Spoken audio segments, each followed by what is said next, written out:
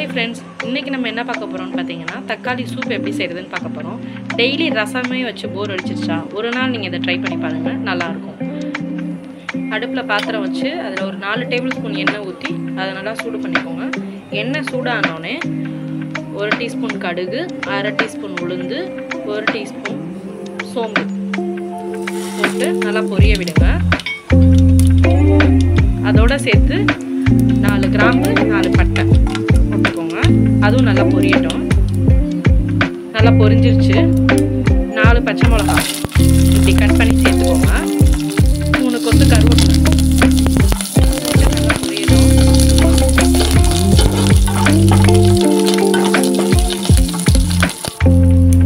ஒரு 20 சின்ன வெங்காயம் இந்த மாதிரி நீள நீளமாக கட் பண்ணி வச்சிருக்கோம். இதை சேர்த்துக்கோங்க. போட்டு நல்லா வதக்கிக்கோங்க.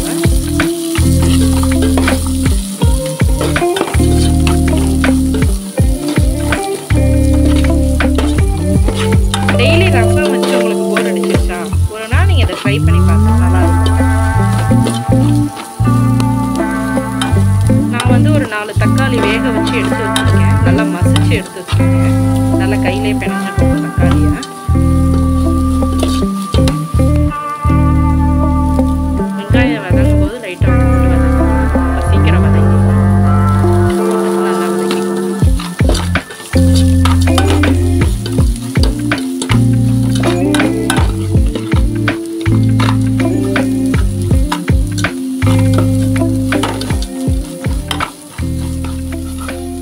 நல்லா இந்த அளவுக்கு வதங்கினா போதும். பார்த்தீங்களா, தெரியும் கண்ணாடி பதத்துக்கு. இந்த அளவுக்கு வதங்கினாதான் நம்ம மசிச்சு வச்சிருக்க தக்காளி எடுத்து இதில் ஊற்றிக்கலாம்.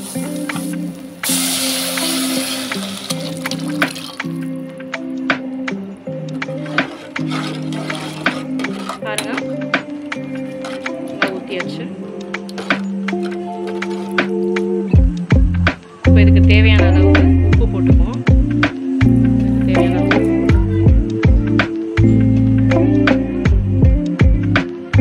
தேவையான அளவு தண்ணி ஊற்றிக்குவோம்.